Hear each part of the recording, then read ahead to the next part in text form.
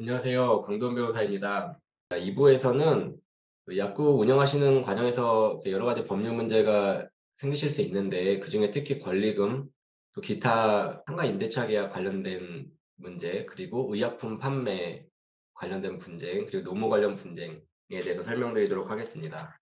먼저 상가 권리금 및 임대차 계약 관련된 기타 문제에 대해서 설명을 드리고요. 그 다음에 의약품, 그 다음에 노무 관련 문제에 대해서 설명드리도록 하겠습니다. 여기서는요, 일반론은 설명드리지 않고 사례 위주로 이렇게 설명을 드리겠습니다. 자, 첫 번째 문제가 갱신기간 10년이 만료됐다. 저희 상가 임대차 계약에서 10년이 보장되시죠. 그래서 어떤 점포에서 약국을 운영하시게 되면 이제 그 이후로 10년까지는 이제 보장이 되는데, 그 기간이 만료되는 경우에도 권리금 회수기에도 많이 얘기 들어보셨을 텐데, 이제 임차인의 입장에서는 신규 임차인과 권리금 계약을 체결해서 권리금을 받고 나가셔야 되잖아요. 그래서 그 권리금을 회수할 수 있는 기회를 이제 임대인이 보장을 해줘야 된다. 이제 그런 규정이 상가 건물 임대차 보호법에 있는데, 그러면 10년 기간이 만료된 후에 나가는 경우에도 권리금 회수 기회가 보장되냐? 이에 대한 답변은 맞다는 것입니다. 근데 여기다 지금 일반 임대차, 고액 임대차를 나눠서 썼는데, 이거는 이 개념은 이제 알고 계시는 분들도 많을 텐데, 그 상가 건물 임대차 보호법이 기본적으로 보호하는 대상은 조금 금액이 적은, 그러니까 보증금하고 월세를 합해서 금액이 좀 작은 그런 임대차를 원칙적으로 보호하고요. 근데 금액이 되게 큰 임대차는 보호는 하되 일부 항목들은 보호해주고 또 어떤 규정들은 적용되지 않고, 이런 방식을 취하고 있는데, 지금 서울 기준으로는 9억 원, 그러니까 보증금하고 월세 합해서 9억 원. 근데 월세는 곱하기 100을 하시면 됩니다. 그래서 뭐 보증금 5억에 월세가 만약에 뭐 1,000만 원이다. 그럼 1,000만 원에다가 100을 곱하면은 이미 10억이 되잖아요. 그러니까 서울 같은 경우는 9억을 넘어가게 되는 상황이 되고, 이제 서울은 9억이고요. 부산이나 수도권에 조금 더 이렇게 좀 서울하고 가까운 쪽, 이건 시 단위로 다 지정이 되어 있는데, 그거는 뭐 지금 말씀드리기는 좀 너무 세부적인 내용이고, 부산이나 수도권 그 중심 지역들은 6억 9천, 그 다음에 기타 수도권 지역들이 또 있는데 거기는 5억 4천, 그 외에 다른 지역들은 3억 7천 이렇게 돼 있어서, 그 기준을 넘어서면 보호가 조금 덜 되고 그 기준 밑에면은 보호가 많이 되고, 이렇게 구분을 하시면 되고요. 근데 지금 주로 문제되는 권리금이나 뭐 계약갱신 부분에 있어서는 일반 임대차든 고액 임대차든 별로 크게 차이는 없고요. 다만 차이가 있는 거는 이제 매년 갱신할 때 원래 상가 임대차의 경우에는 5% 이상 증액하면 안 되거든요. 기존의 보증금 월세 대비 5%로 제한을 하는데, 고액 임대차의 경우에는 그게 적용이 안 돼서 조금 더 폭넓게 진액할 수 있는 부분은 있습니다. 그래서 그런 좀 차이가 있고요. 이 부분은 설명을 이렇게 드린 걸로 하고 이제 넘어가도록 하겠습니다. 임대차 기간이 종료되어서 퇴거할 예정인데 임대인이 정당한 이유 없이 권리금 회수에 협조하지 못하겠다고 하는데 어떻게 해야 하나요? 그러니까 임대인이 나는 지금 신규 임차인 구해와도 나는 그 사람하고 계약 체결 안 할 거다. 뭐 권리금 받든 말든 나는 협조 못하겠다. 이런 식으로 나온다 하면은 그러면 안 된다는 거죠. 원칙적으로 임대인은 보호를 해줘야 되고, 또 그러한 경우에 임차인은 임대인이 그러한 태도를 취하든 말든 어쨌든 임차인으로서는 자기가 본인이 할 일을 하셔야 돼요. 그래서 계약 기간 만료되기 전까지, 임대차 기간 만료되기 전까지 신규 임차인을 구해 오셔가지고 이 사람하고 계약해 달라, 이렇게 임대인한테 요구를 하셔야 되는 겁니다. 그래서 임대인이 이렇게 미리 거부를 하는 경우라고 하더라도, 나중에 이제 뒤에 가서 대법원 판결을 설명드릴 텐데, 그래도 일단은 신규 임차인 구해 오셔가지고 뭐 권리금 계약을 체결하실 수도 있고 안 하실 수도 있는데, 어쨌든 이렇게 신규 임차인을 구해 왔으니 임대차 계약 체결해 달라, 이렇게 임대인한테 통보하실 필요가 있습니다. 그리고 이렇게 이제 만약에 이러한 상황에서 신규 임차인과 권리금 계약을 체결하시게 되면 당연히 그 권리금 계약이 파기될 가능성이 생기는 거잖아요. 임대인이 자꾸 막 이렇게 비협조적으로 나오면. 그러니까 이제 그때는 권리금 계약의 특약 사항으로 임대인이 임대차 계약 체결을 거부하는 경우에는 권리금 계약은 자동으로 무효가 되고, 임차인이 지급받은 계약금은 뭐 반환한다. 그걸로 이제 서로 계약은 해지한다. 이런 식의 그런 특약 사항을 좀 두는 것이 필요하게 됩니다. 근데 아까 제가 뒤에서 대법원 판결 이렇게 설명드린다고 했는데, 그러니까 임대인이 예를 들어서 나는 누구를 데려와도 그 신규 임차인하고 임대차 계약 체결할 생각이 없다.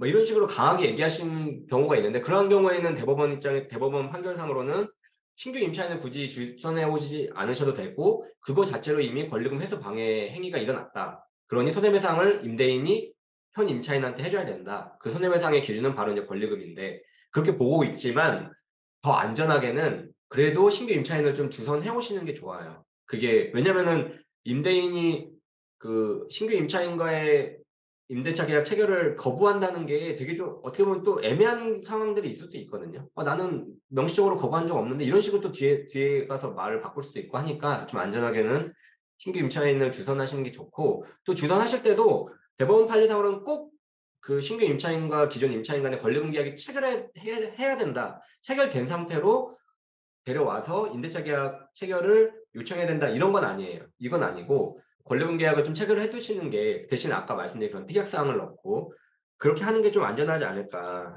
합니다. 그다음 상황은 그 임대인이 제시하는 보증금 월세랑 신규 임차인이 제시하는 보증금 월세 간의 차이가 큰 경우에는 권리금 회수 방해에 해당되나요? 그러니까 예를 들어서 임대인이 기존에 지금 약사님과는 보증금 1억에 월세 뭐 550 이었다. 근데 갑자기 10년 갱신 기간이 끝나서 신규 임차인을 구해 오려고 하는데 그걸 대폭 올리는 거예요. 보증금 3억 그리고 월세도 550이 아니라 뭐 1,100만 원. 이런 식으로 하면은 "그런 가격에 들어올 사람이 없다. 너무 비싸서 시세보다 훨씬 비싸다. 그럼 이거는 권리금 회수 방해행위 아니냐."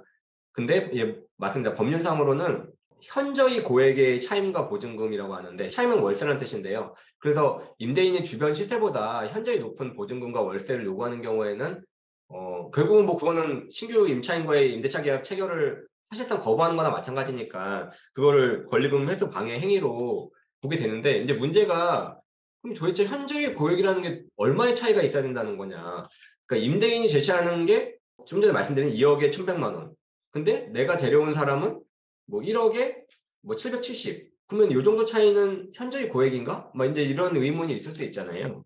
그래서 법원은 근데 쪼끔 폭넓게 보고 있어요. 그러니까 폭넓게 본다는 거는 임대인한테 쪼끔 유리하게 보고 있습니다. 그러니까 왜냐면은 그냥 고액이 아니라 현저한 고액이라는 그런 수식어가 붙다 보니까 그 문구상으로는 인제 약간 임대인한테 유리하게 보고요. 그래서 지금 사례를 보시면 임대인이 제시하는 게 보증금 1억에 월세 350. 근데 임차인이 그러니까 신규 임차인을 구해 와 가지고 그렇게 협의된 걸로 제시한 게 1억 원에 월세 300. 그러니까 350과 300 이면은 한 16% 정도 차이 나는 건데 요 정도는 현저한 고액은 아니다. 그래서 권리금 회수 방해는 아니다. 그렇게 결론이 난 케이스입니다. 그 밑에도 보시면은 임대인이 제시한 게 1억 5천에 월세 800. 근데 신규 임차인이 제시해 온 게 보증금 1억에 월세 850. 그러면은 보증금 차이가 5천만 원이 있는데 그걸 인제 무시한다 쳐도 월세 기준으로 23% 정도거든요. 그러니까 요것도 현저히 고액의 그런 범위에 해당되지 않는다. 그러니까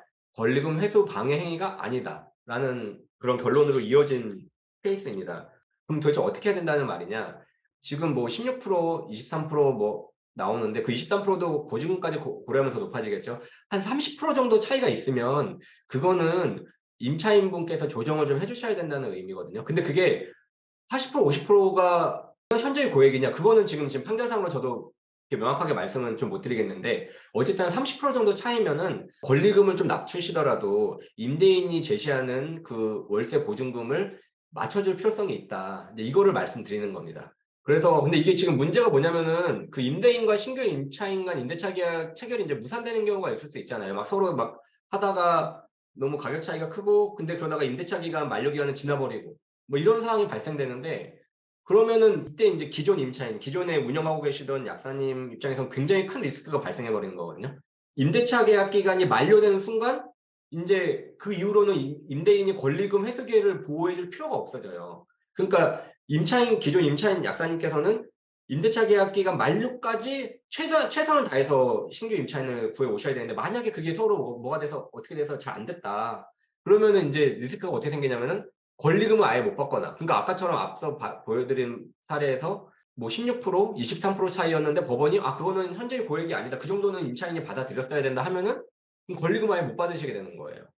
근데 만약에 그게 아니라 이게 뭐 제가 명확한 기준을 말씀드리긴 뭐하는데 만약에 60% 70% 차이가 났다. 그래서 법원이 "아 그거는 현저히 고액이다. 그 정도는 임대인이 너무했다." 그러면은 권리금 회수 기회를 방해했으니 임대인이 대신 권리금에 상응하는 손해를 현 임차인, 그러니까 기존 약사님한테 배상해라 이렇게 판결을 받을 수 있는데 문제는 뭐냐면은 이게 그 약사님들 시세가 있잖아요. 그 조제료 기준으로 이제 그 권리금을 산정하는 방식이 예, 있을 텐데 그 시세보다 법원 감정평가 금액이 더 낮아요. 그러니까 소송으로 넘어가게 되면 권리금이 도대체 얼마냐? 그러면은 뭐 이게 뭐 시세에 따르면 이 정도 금액입니다라고 주장을 하시게 되는데 법원은 그런 시세를 받아들이진 않고 그 감정평가사에 의한 감정평가 금액으로 따지거든요. 그럼 감정평가를 딱 해보면 보통은 그 시세보다 낮게 나와요. 그러다 보니까 여기 지금 그 사례 여기 판결에서는 임차인이 요구한 권리금이 2억 5천인데 1억 6천 많이 감소했죠. 그러니까 이런 리스크가 생기시는 거예요. 그래서 제 생각에는 이제 권리금이 높아지면은 이제 새로 들어오시는 약사님 입장에서는 월세랑 보증금을 낮추려고 할 거고 권리금이 낮으면 대신 이걸 좀 높여주려고 하고 월세와 보증금을 높여주려고 하는 그런 게 있는데 가급적이면은 기존 그 약사님 입장에서는 임차인 입장에서는 권리금을 조금 조정해서 신규 임대차 계약이 최대한 체결되도록 하는 게 좋습니다. 이게 소송으로 넘어가게 되면 이런 리스크가 좀 크게 발생하게 됩니다.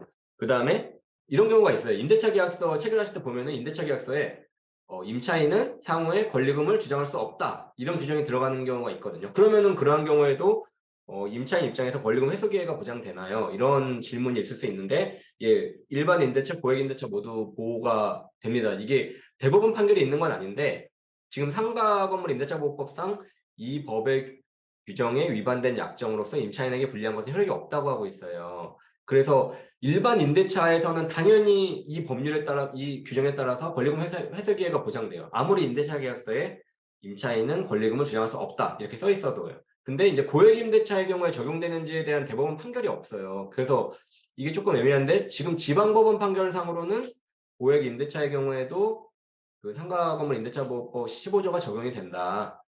그런 판결들이 있습니다. 그래서 그에 따르면 고액 임대차의 경우에도 그런 계약서 문구에도 불구하고 권리금을 회수할 수 있게 되는 겁니다.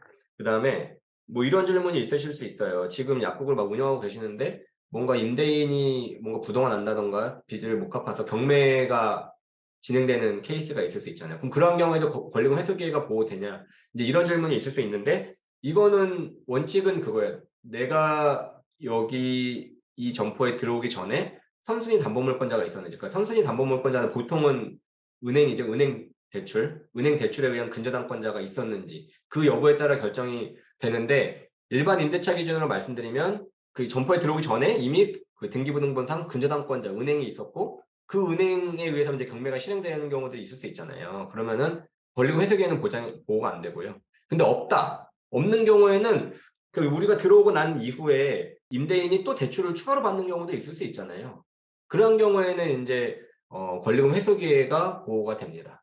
그 고액 임대차도 대부분 일반 임대차랑 동일하고요. 그래서 원칙적으로 보호가 된다고 보시면 되고 그리고 무슨 뭐 여기 뒤에 좀 보증금에 대한 우선 변제권 문제 뭐 이렇게 제가 좀 복잡하게 말씀을 드렸는데 이거는 좀 복잡하니까 그냥 넘어가고 그냥 원칙적으로 어쨌든 일반 임대차든 고액 임대차든 선순위 담보물권자가 없는 걸 전제로 경매가 있더라도 권리금 회수 기회가 보장된다. 이렇게 보시면 되고요. 그래서 이제 뭐 당연한 얘기지만 어느 점포에 들어가실 때 임대차로 들어가실 때 선순위 담보물권자, 선순위 근저당권자가 있는지 확인해 보시는 게 되게 중요하겠죠. 그다음에 처음에 권리금 없이 들어오시는 경우도 있을 수 있거든요. 그러니까 뭐 어떤 사정에 의하든 처음에 권리금 없이 임대차를 받았는데 그럼 나중에 퇴거할 때 권리금 회수 기회가 보호됐냐? 나는 처음에는 그 권리금을 낸 적은 없는데 근데 그런 경우에도 보호는 됩니다. 근데 이제 소송으로 만약에 진행이 됐을 때는 법원이 이제 임차인 최초에는 권리금 없이 들어왔던 거 아니냐. 그러니까 좀 권리금에 상환하는 손해배상금을 정할 때 깎아주는 경향이 있어요. 그러니까 권리금 없는 곳에 들어와서 이제 권리금을 좀 많이 받고 나가야 되는 상황이니까 그런 거 감안해서 이제 여기 두 가지 사례 보시면은 판결 보시면 50%씩 감액이 됐습니다. 그래서 그러한 점을 좀 참고를 해주시면 좋고요. 이제 고액 임대차의 경우에 증액되는 월세에 5% 상한 제한이 예, 없는데, 그러니까 아까 처음에 말씀드렸죠. 그러니까 매년 갱신하는데 5% 상한 제한이 있죠. 일반 임대차의 경우에는. 근데 고액 임대차는 그게 없는데 그러면 임대인이 뭐 과도하게 뭐 갑자기 월세를 2배, 뭐 보증금 2배 이렇게 올리는 게 가능하냐 이런 질문이 있을 수 있는데 그건 아니고 이제 주변 시세에 비추어서 이제 합리적인 범위 내에서 증액이 가능합니다. 그래서 여기 규정상으로는 상가 건물에 관한 조세, 공과금, 주변 상가 건물의 차임 보증금, 또 경제 사정의 변동 등을 고려해서 증가시킬 수 있다 하는데 이제 그 부분은 주변 사정에 따라서 달라지는 거니까 시세에 따라 달라지는 거니까 앞서서 그 아까 현저히 고액의 범위 뭐 말씀드렸는데 뭐 16%, 23% 말씀드렸잖아요. 근데 그거는 현저히라는 단어가 붙다 보니까 좀 폭넓게 본 거고 여기는 그런 단어는 없잖아요. 여기는 그런 게 없으니까 제 생각에는 이거는 훨씬 좁아져서 현 주변 시세랑 그런 16%, 23% 차이 나면은 그렇게까지 올릴 수는 없을 것 같고요. 뭐 한 5%, 10% 범위 정도 내에서만 이렇게 움직여야 되지 않을까 그렇게 좀 생각을 합니다. 그리고 요거는 그러니까 요 지금 앞에서 질문하고 이어지는 건데 그러니까 이런 상황이 발생해서 이제 한 5년쯤 지났는데 임대인이 갑자기 뭐 월세가 550이었는데 1,100을 올리자 했는데 기존 임차인 입장에서는 아 그거 너무 과도하다. 나 그렇게 못 준다. 그렇게 했을 때 이제 서로 분쟁이 생기면서 막 소송이 이제 벌어질 수 있죠. 그러면은 그럼 법원에 가면 또 아까 말씀드렸다시피 이제 감정 평가를 하게 됩니다. 그러면 도대체 정당한 적절한 그 월세가 얼마냐 했을 때 보통은 이제 임대인의 요청 금액보다는 낮은 경향이 좀 있는 것 같아요. 그러니까 이 사례에서는 왼쪽 사례에서는 임대인이 600만 원에서 1,100만 원으로 증액을 요청했는데 감정 결과가 670만 원. 그리고 오른쪽 케이스는 350에서 1,590으로 요청했는데 420만 원. 그러니까 좀 임대인이 만약 과도하게 요구하면은 소송 가서는 그보다 훨씬 낮은 금액이 인정될 가능성이 있다는 거를 좀 참고를 하시면 좋고요. 근데 이제 이러한 상황이 발생됐다. 그러면은 기존에 뭐 550이었는데 1,100을 올려달라고 하면은 기존에 그 550은 계속 그 임대인한테 지급은 하셔야 돼요. 안 그러면은 계약 해지가 되니까 서로 다툼이 있더라도 적어도 550은 기존 월세니까 그거는 내시되 나머지 금액은 내가 동의하기 어렵다 해가지고 아니면 동의하시는 게 뭐 난 770까지는 가능하다. 거기까지 동의할 수 있다 하면 뭐 770은 내시되 나머지는 좀 안 내시고 이런 식으로 해서 이제 뭐 협의하거나 소송으로 진행되는 거지 아예 안 내시면 안 돼요. 그러면 이제 계약 해지가 돼버리기 때문에 그러면은 해고를 해야 되는 의무가 생겨버리니까 리스크가 완전히 달라지는 상황이 됩니다. 그 다음에 이거는 계약갱신 문제인데 그러니까 아까 여러 번 말씀드렸다시피 상가 임대차 보호법상 일반 임대차 등 고액 임대차 등 10년 동안 이제 보장이 된단 말이에요. 근데 갑자기 임대인이 이거 내가 직접 점포 사용할 거다. 내가 직접 사용할 거니까 계약갱신 할 수 없다. 5년 됐는데 나 더 이상 인정 못한다. 나가달라. 이렇게 하는 경우가 있어요. 근데 상가 건물 임대차 보호법상으로는 그렇게 할 수가 없습니다. 왜냐면은 주택 임대차 보호법상으로는 그게 가능해요. 그러니까 주택임대차보호법상으로는 내가 지금 살려고 한다. 아니면은 뭐 거기 규정상 보면은 직계 존속, 직계 비속 이렇게 포함해서 임대인이 내가 들어와서 살 거니까 나가달라 하면 나가야 돼요. 그 지금 주택임대차보호법상 2+2년 인정되잖아요. 그래서 2년 추가 갱신할 수 있는데 상가 건물 임대차보호법상으로는 그런 규정이 없어요. 그래서 설령 임대인이 본인이 막 들어오려고 한다 하더라도 그거를 임차인이 인정해 줄 필요는 없고 그냥 그거는 법적으로 인정된 사유가 아니다. 못 들어온다. 나는 갱신할 거다. 이렇게 하시면 가능하고 그게 또 맞는 법리입니다. 이게 대법원 판결도 이렇게 있고요. 그다음에 이제 기타 문제로 전대차 재임대 부분 말씀을 좀 간단히 드릴게요. 근데 아마 그 약국 운영하실 때 전대차나 이 재임대로 하시는 경우는 잘 없으실 거는 같은데 그러면은 만약에 예외적으로 전대차를 받았다. 그러니까 임대인이 있는데 임대인이 누군가한테 임대차를 줬고 그다음에 다시 또 재임대를 받으셨다 했을 때 그러면 임대인을 상대로 계약갱신이나 권리금 회수 기회를 요청할 수 있냐 했을 때 여기 보시면은 임대인의 동의를 받은 전대차가 전제가 되어야 돼요. 임대인의 동의를 받지 않은 전대차는 그거는 완전 그 계약 해지 사유이기 때문에 안 되고 임대인의 동의를 받은 전대차인 경우에 또 일반 임대차라면 계약갱신 청구권을 행사할 수 있는데 권리금 회수 기회는 안 돼요. 그러니까 정리하면은 일반 임대차든 고액 임대차든 전대차의 경우에는 권리금 회수 기회가 보호가 안 됩니다. 근데 계약갱신 10년 부분은 일반 임대차는 될 수 있고 고액 임대차는 안 돼요. 그래서 여기 지금 넘기면은 제가 이렇게 표로 정리를 해놨는데 계약갱신 청구권, 권리금 회수기에 관련해서 일반 임대차랑 고액 임대차랑 나눠서 해놨는데 그러니까 결국 권리금 회수기에는 둘 다 보장이 안 되니까 그래서 웬만하면 전대차 계약은 체결하시지 않는 게 좋을 것 같습니다.